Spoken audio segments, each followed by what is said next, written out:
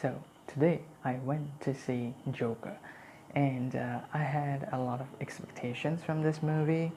I wanted to see a lot of things to happen, and yes, not all of them happened in this movie, but I really enjoyed it and I loved it. I totally loved this film. So the first thing what I wanted to see is that not having a definitive origin of the Joker.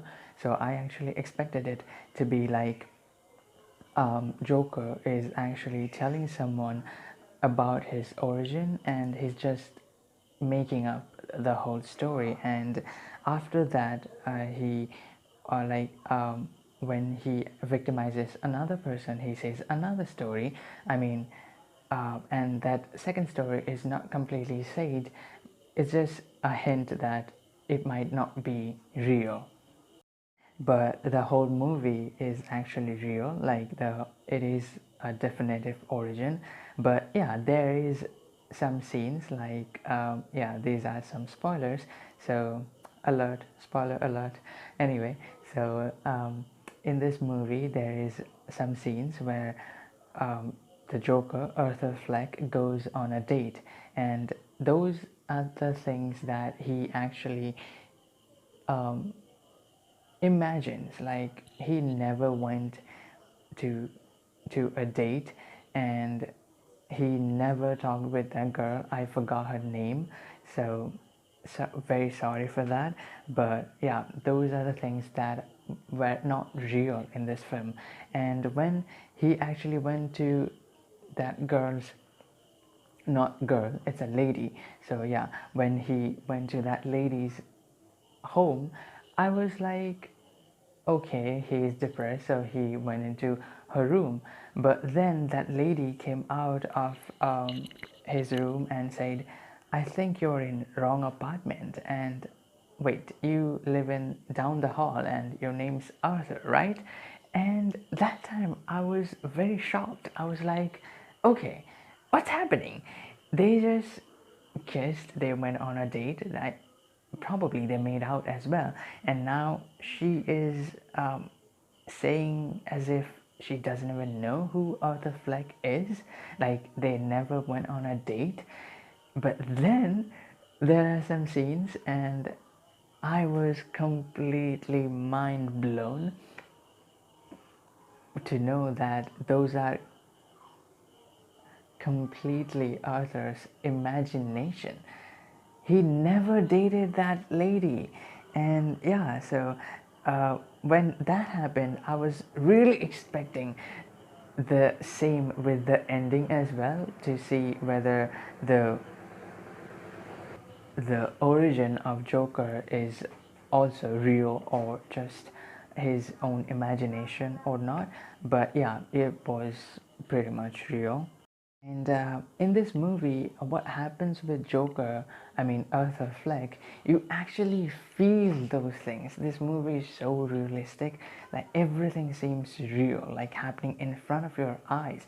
You don't really feel like, okay, I'm just viewing a movie, I'm just watching a movie in a theater, so I don't really, these are all fictions. But no, you actually feel it, and that's the best thing about this movie. I mean, and when Arthur actually commits those crimes, you will actually be like, no, Arthur, don't do those things, don't do it, don't do it. But yeah, obviously he is like destined to be the Joker, and he is obviously destined to be the criminal, and he obviously becomes the Joker. But if, I mean, the one thing that might actually disappoint some people, though I wasn't really disappointed because I didn't expect these things. I was completely straightforward, and I went to see a character study, and it is a character study. The whole movie is about Arthur Fleck and Arthur Fleck, no other character. Yes, there are supporting characters, but they are supporting characters. Obviously they are very supporting characters. Every single frame is about Arthur Fleck, and that is maybe a good thing, and yeah, that didn't really annoy me, and it was, to be honest, a good thing, and I enjoyed it very well. But if you actually expected him to commit so many crimes and to do actions and stuff like that, then you might get disappointed, because no, he doesn't do such things, and he doesn't even become the Joker unless until the last 20 minutes of the film. So yeah, so that's that.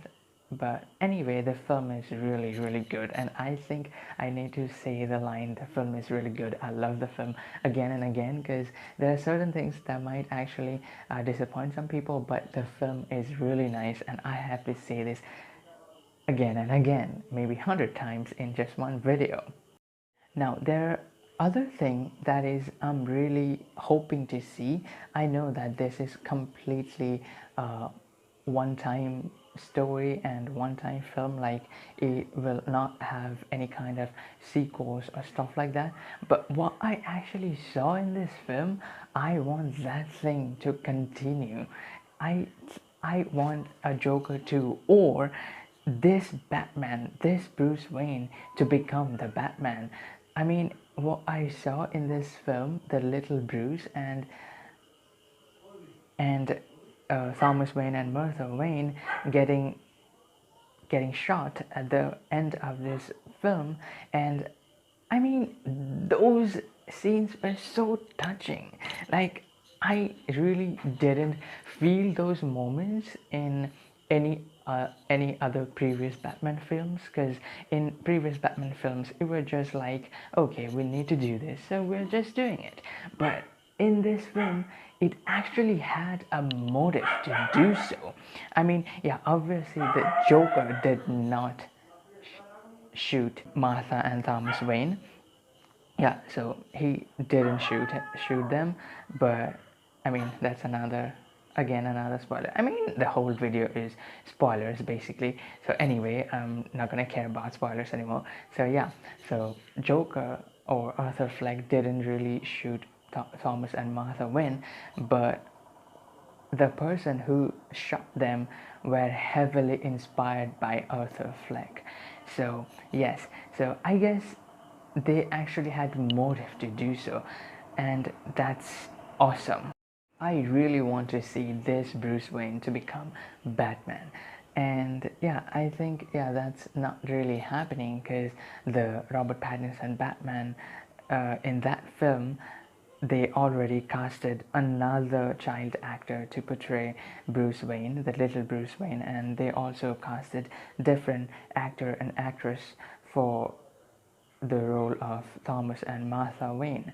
So yeah, it's gonna be different, but I really want to see this little Bruce to become Batman and take on this Joker. I mean, obviously when he becomes the Batman, this Joker will be pretty old, and he might as well die before he becomes the Batman. But anyway, maybe he will inspire someone else, just like he inspired the guy who shot Thomas and Martha Wayne to shoot them. Just like that, he might as well inspire Jared Leto to become the Joker, and yeah, that way this whole story can just cope up with each other, and that will be amazing. I would love to see that, but maybe that's not the case, and that won't happen ever, to be honest. But yeah, I would really love to see that.